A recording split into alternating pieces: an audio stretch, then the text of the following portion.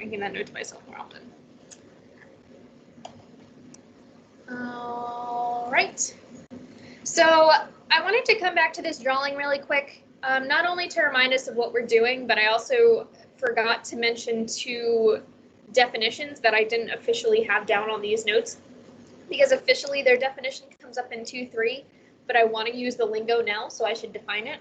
So let's remind ourselves what we're doing. We were talking about this thing called the instantaneous rate of change, and it kind of related to the average rate of change. So when I ask for an instantaneous rate of change, what I'm essentially looking at is, say I want an instantaneous rate of change, or we found out that it was also equivalent to saying the derivative at 2. Well, I was pretty much telling you that we have this line that essentially just touches the function at x equals 2 and kind of just follows the function at that point. And then the slope of this line, so we technically wrote this down the other day, but I'm just going through it again. So the slope of this line is the instantaneous rate of change, abbreviated if you will, at x equals 2.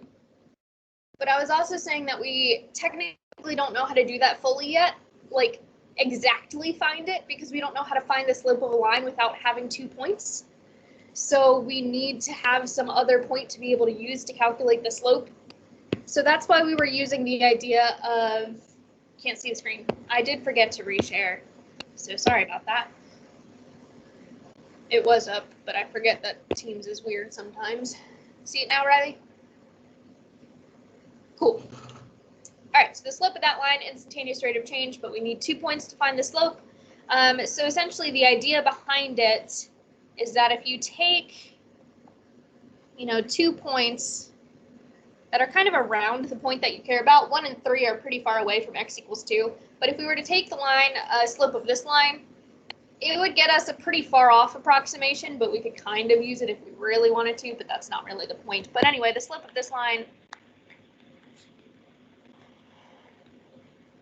is, of course, the average rate of change between x equals 1 and 3, and then we technically drew one more. Let me do purple.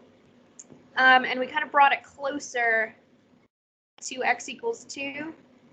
And if we draw the line between those two, well, the slope of that purple line is going to be much closer to the slope of the red line than the green line. But just to be clear, the slope of this line is the average rate of change between, let's say, about x equals 1.5 and 2.5. So essentially, remember what we were doing is the point of this is that we see that the closer we bring these 2 points to the point that I actually care about, the better the approximation is going to be. So that's why we were essentially taking the point that we cared about. Say in this example above, we were looking at f prime of 2. We take the point we care about and something obnoxiously close to it. Because we can't find the slope at exactly 1 point yet, but we can find the slope between 2 points, so if we just take them to be obnoxiously close to each other, then it'll be good enough. So the definition that I want to kind of define really quick so I can use the words, and I'll write them kind of down here. So a secant line, if I say the word secant line, this is going to mean essentially a line between 2 points.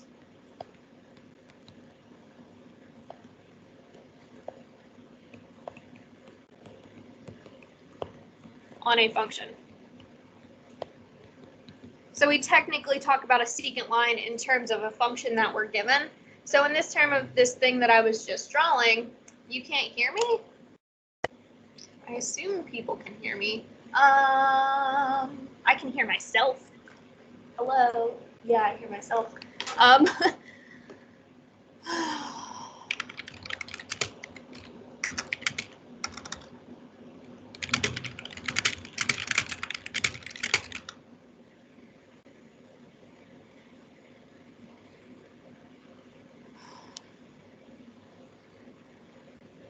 So I'll give her a second to pop out and pop back in.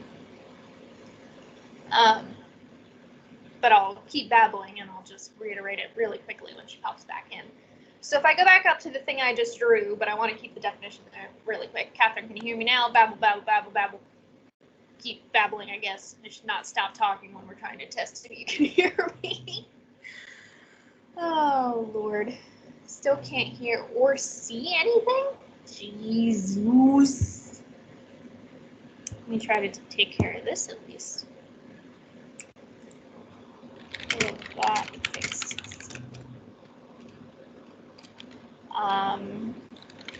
In terms of here, I'm not sure if this is that.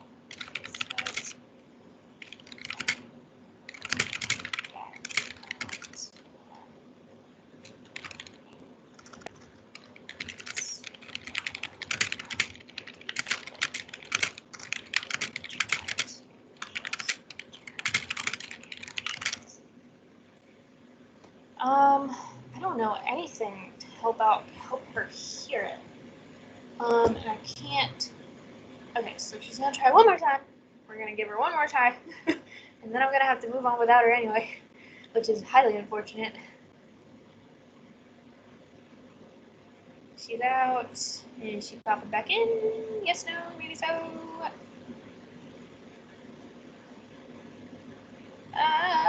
Sorry guys. This is the most fun, isn't it? All right, she's not popping back in yet. What was I saying? Second line. With internet becoming ooh, that sounds gross, Gwen. Remember that they're always recorded, so you can view them after the fact. I don't really know how to help besides that. Okay, let me unshare and reshare one more time. Catherine, hopefully it's hello, Catherine. Hello.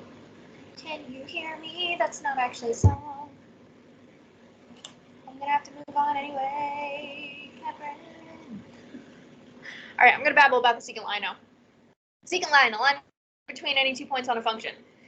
So in the thing that I just drew, the green line and the purple line, the average rate of change ones would be secant lines. I just plotted 2 points, drew the line between them, and that would be called a secant line. It's under the 3 dots option. 3 dots.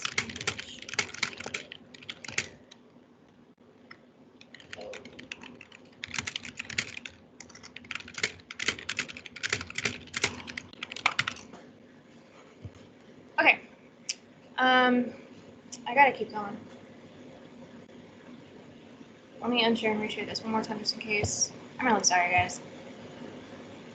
The audio started. Okay, cool. Awesome. So secant line, a line between any 2 points. And then we have something called the tangent line. And this is essentially a line that only touches a function at a single point in a small interval.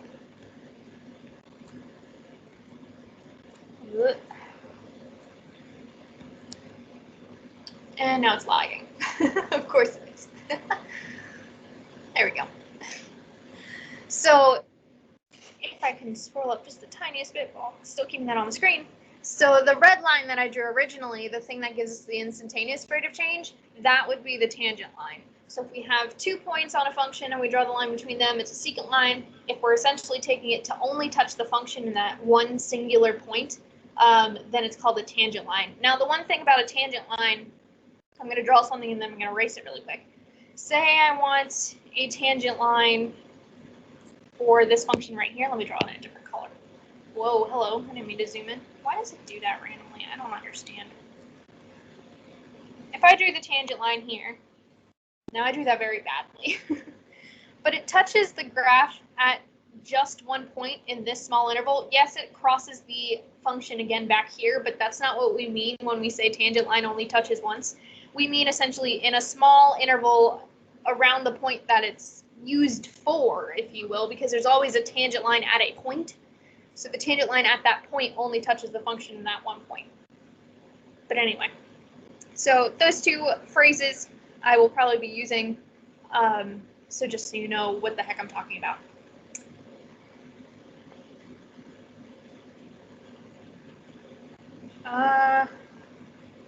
It should just disappear regularly, although it's not disappearing on this screen of mine.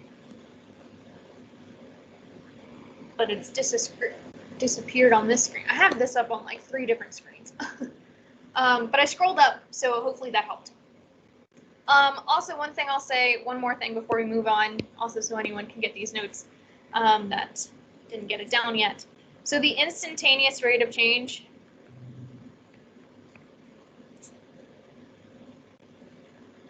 that could definitely help things. The instantaneous rate of change gives the slope of the tangent line. So when I talk about the instantaneous rate of change, you'll also hear me talk about the tangent line a lot because they're related to each other. The slope of the tangent line is the instantaneous rate of change. So I kind of use them not quite interchangeably, but they will be referred to very often together. All right, so 10 minutes into class and we've barely done anything new, but that's okay. So I'll leave this up for the next 5 seconds so people can catch up. And then I'm going to scroll down.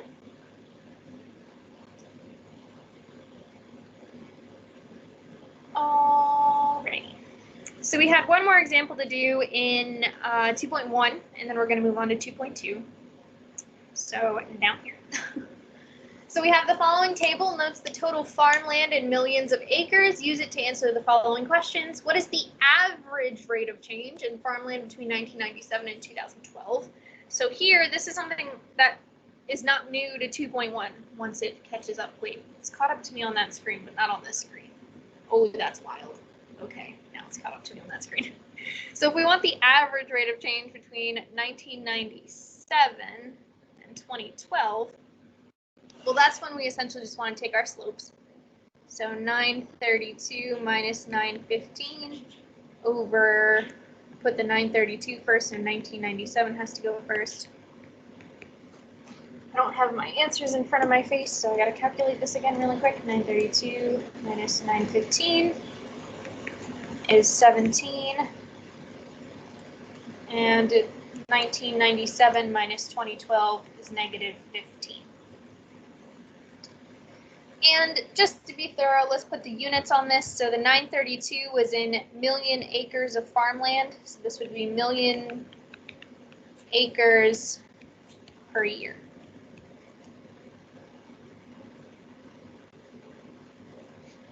That's so weird, the lag between the two screens is not the same.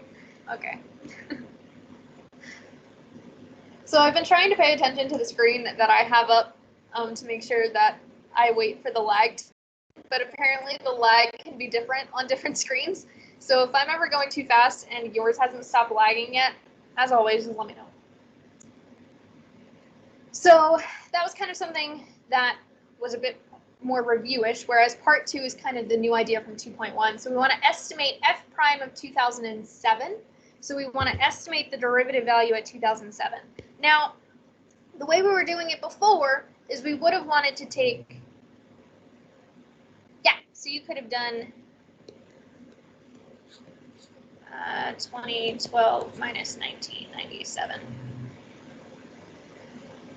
1997, but yeah, you could have done it the other way. You would have gotten negative 17 over 15, but that's the same number, so whatever floats your boat.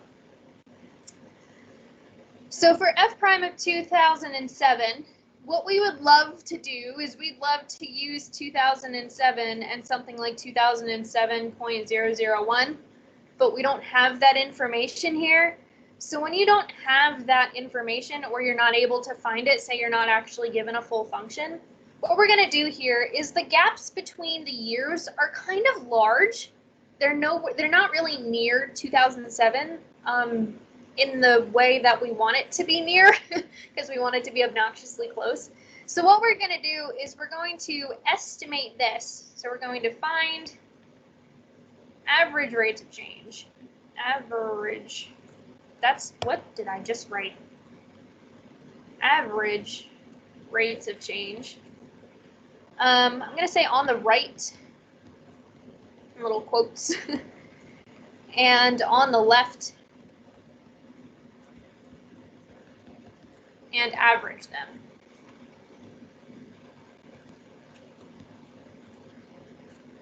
So since these years are kind of so far apart from each other, we're going to find the average rate of change kind of on both sides of 2007 and then average the two values. So let me keep with the wordage on the right. So what I mean by that is we're going to take 2007 and we're going to go up to 2012. So I'd want to find the average rate of change between these two. So I'd be working with, let's see, I'd personally do 922 minus 915 over 2007 minus 2012. You can, of course, swap both of those. You need to make sure that you swap them both in the numerator and denominator, though. Don't just switch one of them, because that would be wrong. So we've got 7 over -5. Let's get that as a decimal, which would be at -1.4. I gotta be careful to have enough space. Oh, I gotta interpret too. I'm definitely gonna run out of space. Whoopsies. And then we'll do the same thing on the left, which would be essentially 2007 and then kind of back. So I'm going to do like a little loopy thing because usually having the arrow denotes that you're going forward, but whatever. So now we're going to essentially use the value to the left in 2007. So we'll have 938 minus 922 over 2002 minus 2007. 938 minus 922, 16, and I believe this is also -5, which is -3.2. Oh, lag. Come on, other screen, catch up. You can do it. Believe. That's so weird. There we go.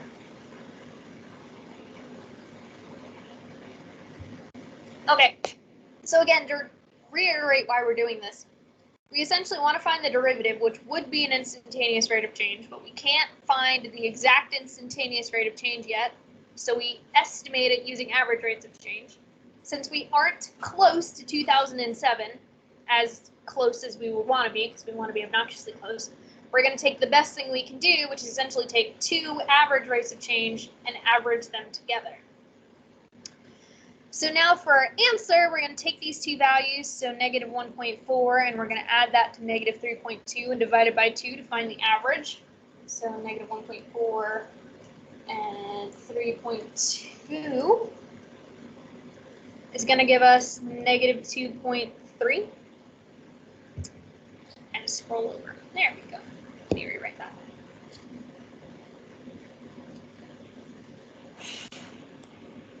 Come on. 2.3. You can do it. I believe. There we go. Okay, so remember that this is an average rate of change, so it's a slope. So if I wanted to interpret it, I would need to interpret it like a slope, the 2.3. So I'm taking the two average rates of change that I just found, one on essentially each side of 2007, and I'm going to average the two. So I take the, oh, you mean the two in the, when you average numbers and you were, so whenever you average things, you add up all the numbers and then divide by how many numbers you're adding up. So since we're only having two numbers, divide by 2. Okay, so we would want to interpret this like a slope. So remember, for interpreting slope, now I'm going to have to zoom in because I'm running out of space. So I'm going to zoom in and write kind of small. Zoom in. Scroll over. So remember, for interpreting a slope, the first thing you should always do is essentially tell them where to start. So since we're looking at 2007, we're going to say that. So in 2007, And then you always want to tell them the Y value units. So that would be the amount of farmland. So in 2007, the amount of farmland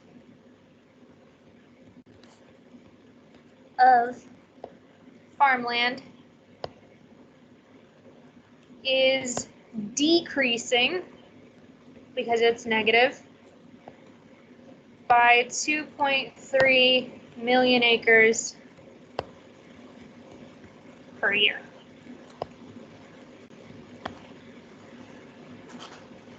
So always tell them where you start, then your Y value units, increasing or decreasing by the slope value with the slope units. So since the units of our slopes was million acres per year, that's why I have the million acres per year. So let me zoom back out so we can get that whole Zoom question in there. And yeah, you can still read that. So, well, questions, concerns on that before I say a little more.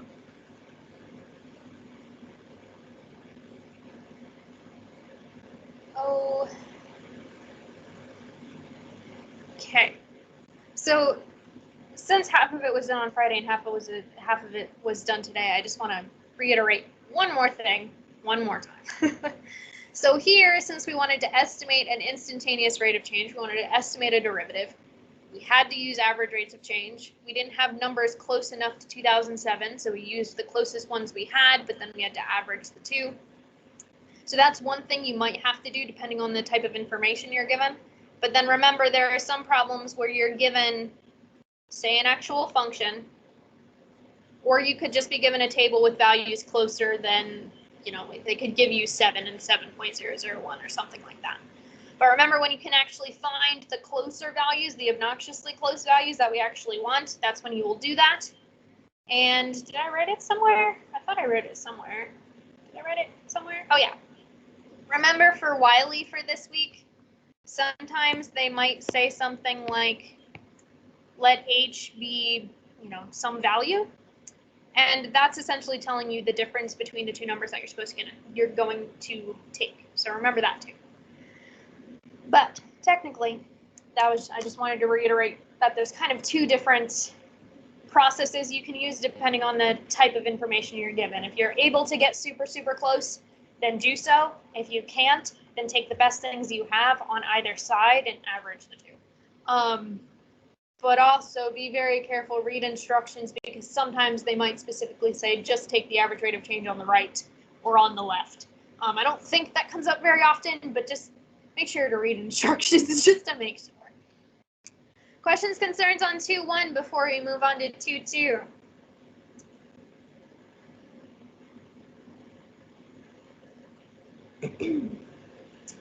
Okay. So 2.2, I usually try to do it a bit differently. That's not what I wanted. That's not what I wanted at all. Oh, right. Hold on 1 second, please. That's because I don't actually have it open in Microsoft yet.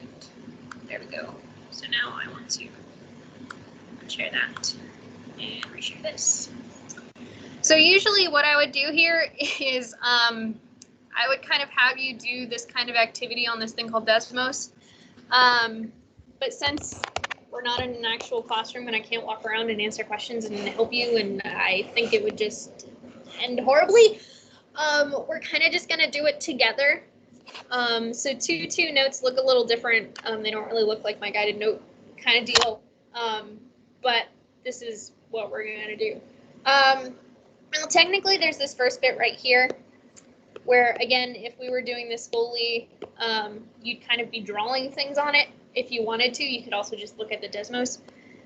Essentially, what we're going to be doing is we're going to be looking at tangent lines. And we're going to be estimating the slopes of these tangent lines, which, remember, I've said now that I've defined tangent line, that the tangent line is also the instantaneous rate of change. So what we're going to do is we have this function right here. Now I'm also going to jump over. So let me unshare this and try to reshare on this screen. because if I can use my actual computer, it's gonna, oh, look at that, lovely. All the way over there. Okay, so this is the exact graph that I just had up on the notes. This is the exact graph that's in the notes. I'm just gonna use this. This would be the activity that you were going to be doing. But again, I don't think it would go over well. Anyway, so what we're gonna do is this is essentially graphing the tangent line for us. This blue line right here is the tangent line for x equals -2. And then when I slide this bar over, it's going to change where the tangent line is, depending on the point that I care about. So now it's at the tangent line at c equals 2. So what we want to do is we want to look at all these tangent lines. And the next thing we're going to do on the notes, so I'm kind of going to be jumping back and forth, so it's still probably going to be a bit messy, but hopefully it'll be all right.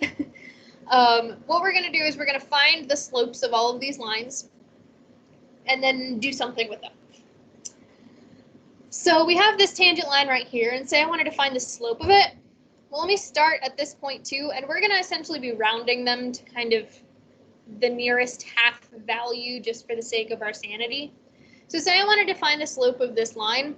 If I start at this point x equals 2, let me jump over 1, because if you think about it, slope means rise over run. So let me just jump over 1 and see how much I increase by, and that will give me my slope. So if I jump over 1, you guys can see my, yeah, you can see my mouse. We can jump up 1, 2, 3, 4, 5, and we would kind of have to jump up about 5.5 before we hit the line again.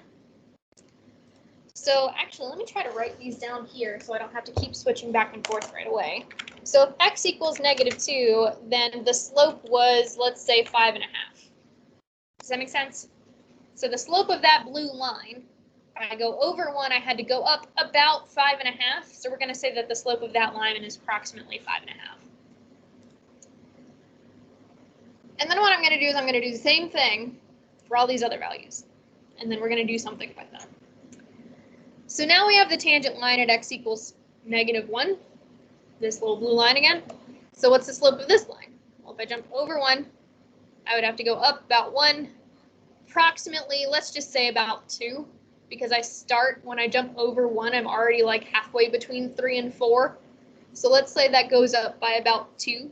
So we'd say that the slope of the line at x equals -1, let's say that that's approximately 2. Does that make sense?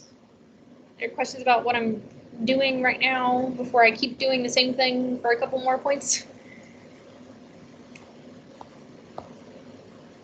And you might not know why I'm doing it yet, but it will make itself clear, hopefully, in a bit.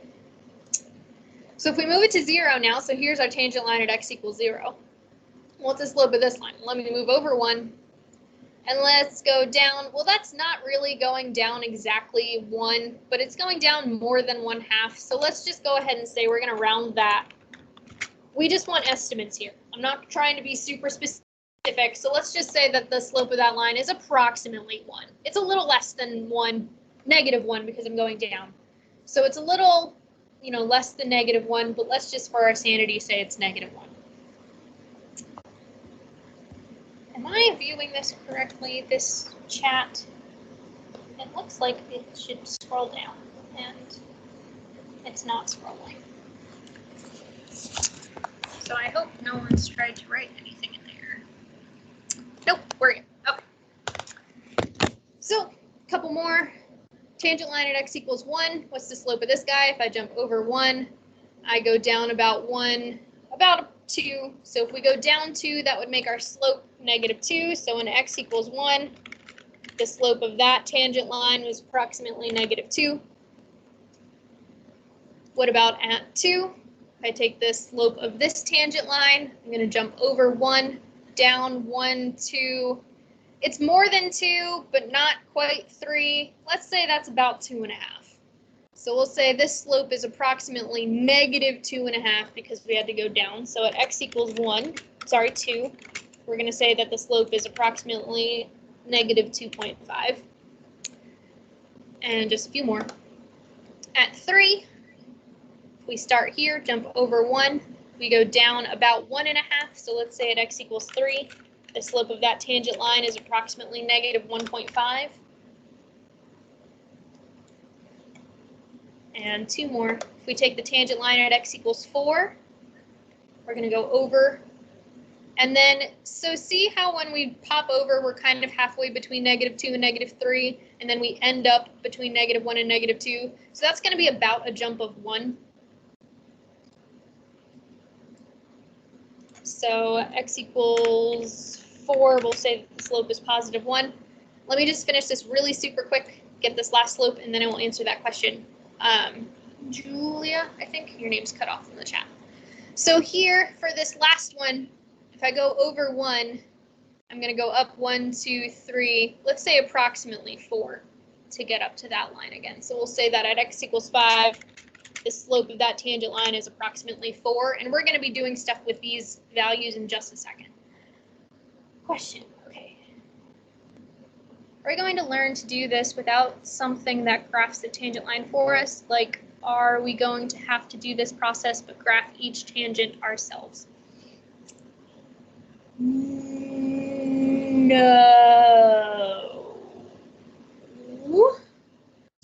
I'm trying to triple check my brain about the homework. You will never have to draw tangent lines. I am 95% sure about that. We will want to talk about the slope of the tangent line, but how we're going to do that in just a few sections, we're going to find the way to find it 100% correctly. So at this point in time, we can estimate these slopes by doing that average rate of change of the number we care about and the number really, really close to it. So we can estimate these slopes, but you'll never actually have to draw the line for these, because they're even hard to draw for me, and I'm not trying to say that in like a condescending way. It's just that drawing tangent lines is rough. So you will never have to draw one perfectly. You will need to find the slope for them, which we can do right now by estimating using average rate of change. And we will be able to do 100% fully in a couple more sections. But in terms of like, would you have to draw these lines as they stand? No. I am 95% sure, even on the homework, you will never have to draw the tangent line. You might have to recognize it. So you'd want to recognize that the tangent line at, x equals 0 would look something like this. Is it? Possibly. Yes. Where did I put? Yes. So you would want to recognize kind of the look of tangent lines, but you'll never have to draw them. Hopefully that answered your question, Julia. I babbled about that for a while. So we've got all these points now.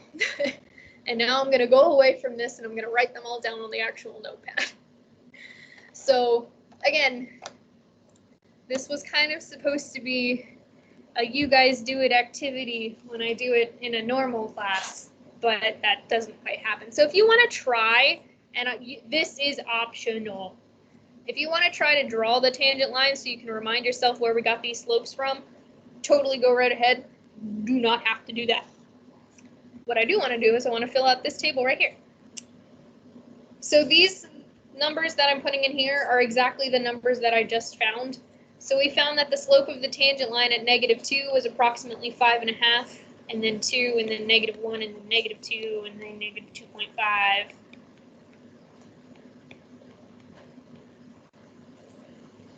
Why did I write that one differently than all the rest of the ones? So if you want to try to draw them all, it'll get super tedious and super cluttered. But if you want to try to draw the tangent lines, just give your best shot. But we've got slopes of the tangent lines right here. So what's the point of all this? What the heck am I trying to get at? The point is that now what I'm going to do is I'm actually going to plot these numbers as if they were their own coordinate points. So I'm going to graph essentially -2, 5.5, -1, 2, 0, -1, and so on and so forth. I'm going to kind of graph these as if they were coordinate points. And again, you might not see where I'm going with this, but I do have a point. So we're going to graph those points. So let me put this up there for 5 more seconds in case someone didn't get it done yet.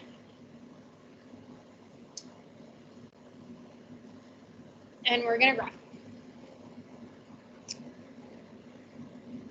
So I want to graph those points. So I have -2, 5.5. So if this is 5, this would be approximately 5.5. And then I have -1, 2. So if -1 is here, we got right there. 0, -1. 1, -2. So if this is 1, down at -2. The x value of 2 had -2.5, which would be right here, because this would be -3. At x equals 3, we had a slope value of -1.5, which would be here. 4, we had a slope value of 1. And then I actually cut off x equals 5, so we'll just stop there. We have enough. Now, if you look at that, that shape should look semi-familiar to you. It kind of looks like a parabola. Now, that's not always going to happen. They're not always going to look like parabolas. But the point here is we know what a parabola is. You've probably worked with them before in your life. They are a function. Parabolas are functions. So essentially what I'm trying to get us to understand here is that if I take a bunch of values of these slopes of the tangent lines, which remember is equivalent to the derivative, if I plot a bunch of those points, if I take those slopes, treat them as points and plot them, I end up with another function. That doesn't look anything like the function I started with necessarily, because this one kind of is a little wave and this one's just a parabola. But I've essentially taken the slope values and created a new function from it. And that's kind of the point I'm getting at here. So I'm going to leave this up for 5 more seconds, and then we'll write some definitions.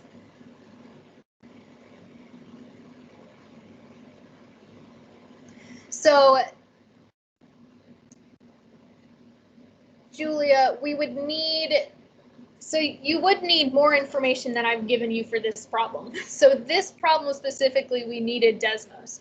But what would happen is you would need the actual function. So I don't remember the actual function, but it would be something cubic. Don't ask me why I know that, or maybe you know why I know that, I don't know.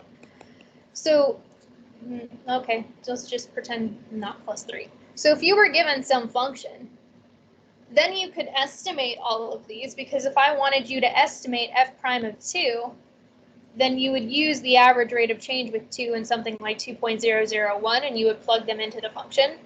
So you could do it that way. If I gave you a function and then I said find the derivative values to plot a function, you would just have to then take the average rate of change idea to estimate those values.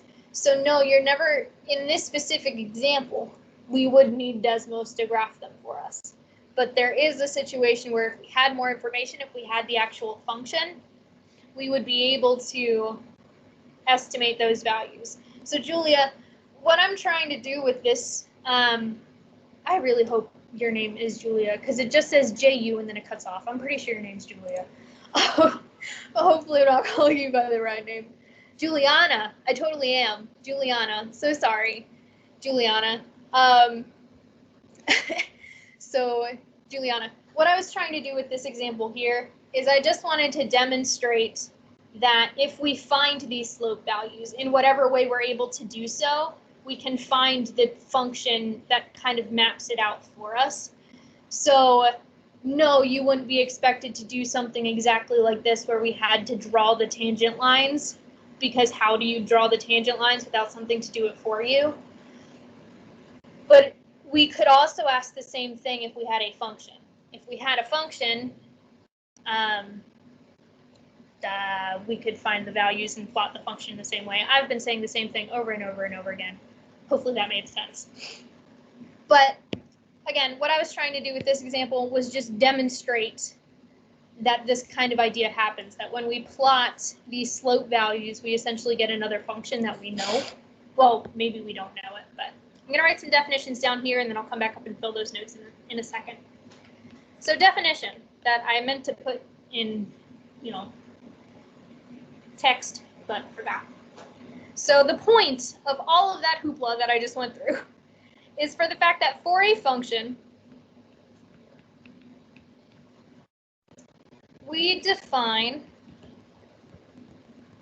the derivative function.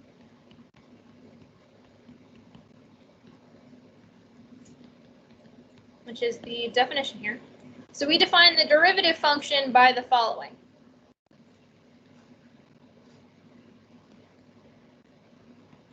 We write it as the derivative f prime of x. This would be the instantaneous rate of change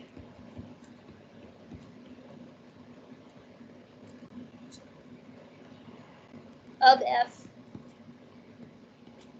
at x. Sorry. So essentially, it's almost a little silly because this definition is doing exactly what we need it to do. We're essentially saying if we take the instantaneous rate of change at a point x and then treat that as a coordinate point x and the slope you just found, we can create a new function, which is kind of what we just saw. We had this original kind of curvy function. We found a bunch of slopes of tangent lines, and by finding those slopes, we created this completely new function from them. All this to essentially say, given a function, its derivative also creates a function as well.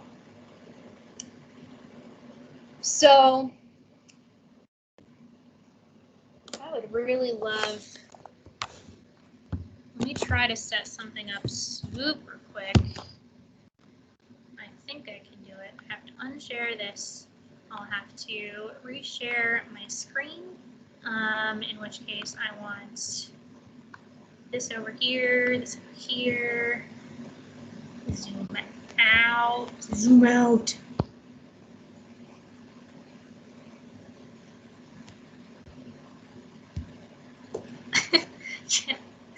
A little engine that could, true.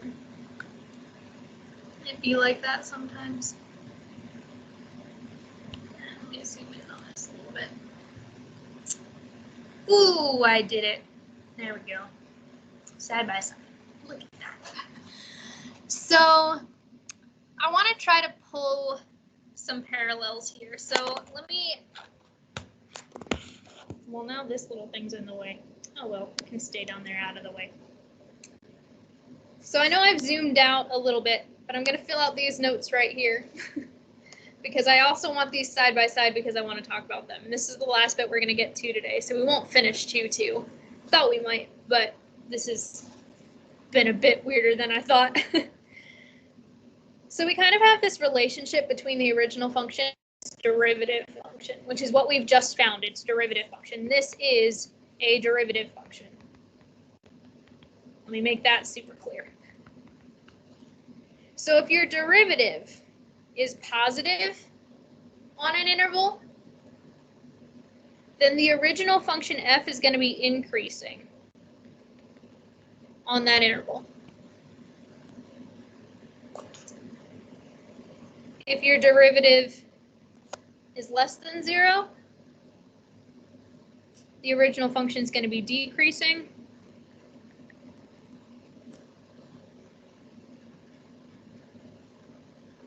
And if the derivative is equal to 0, then the original function is constant on that interval. So let me kind of point that out here. I'll give it 5 more seconds so people can write those down.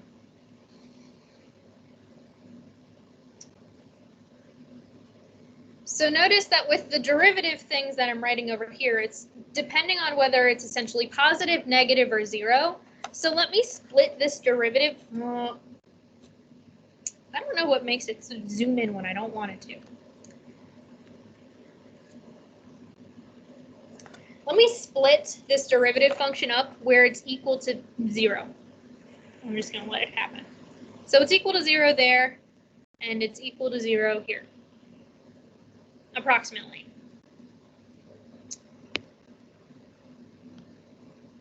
No, let's just keep that color.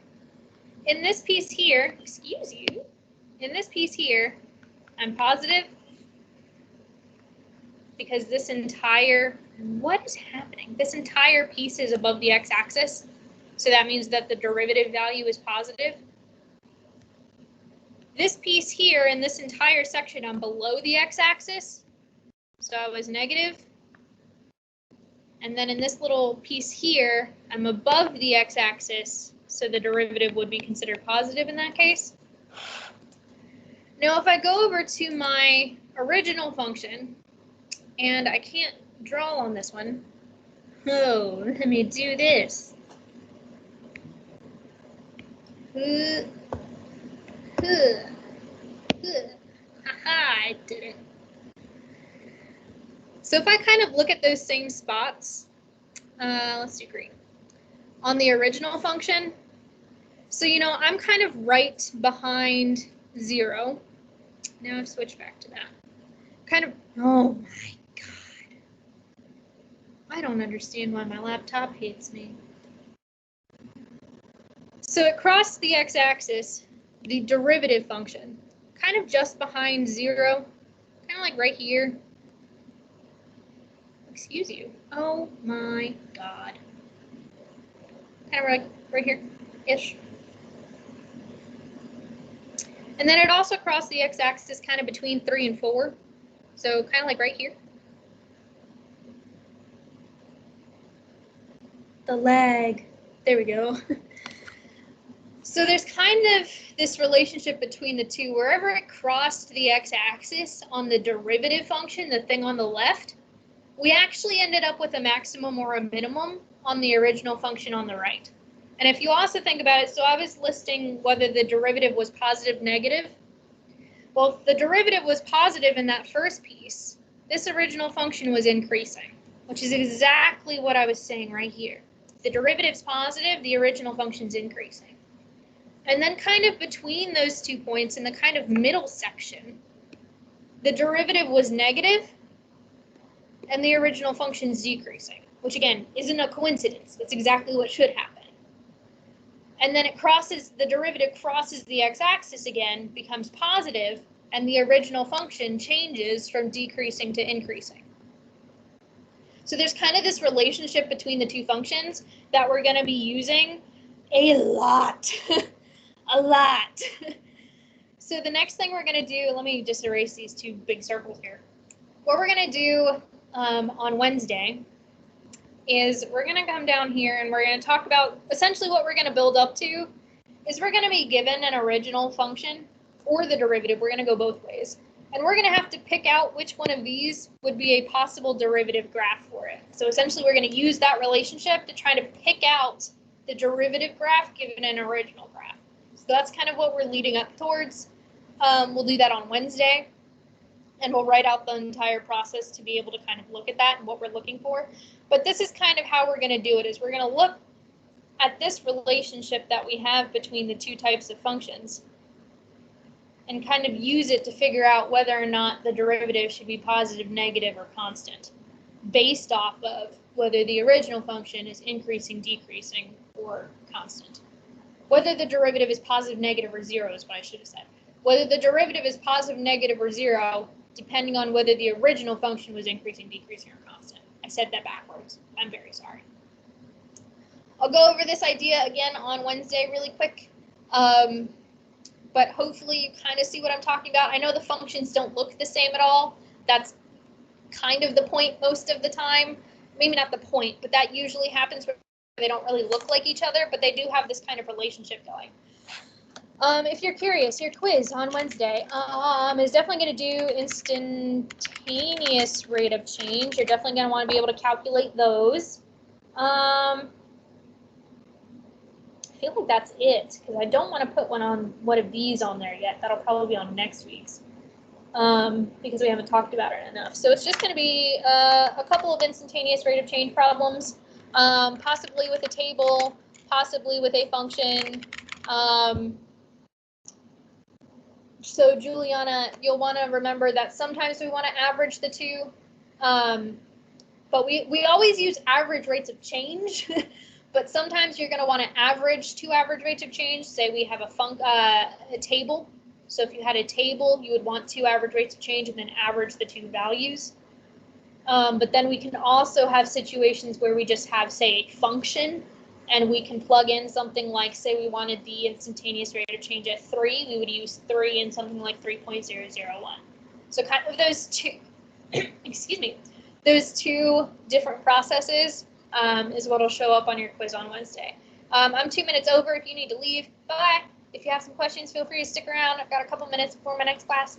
Otherwise, have a great day. See you on Wednesday. Thank you, Catherine. Tweety.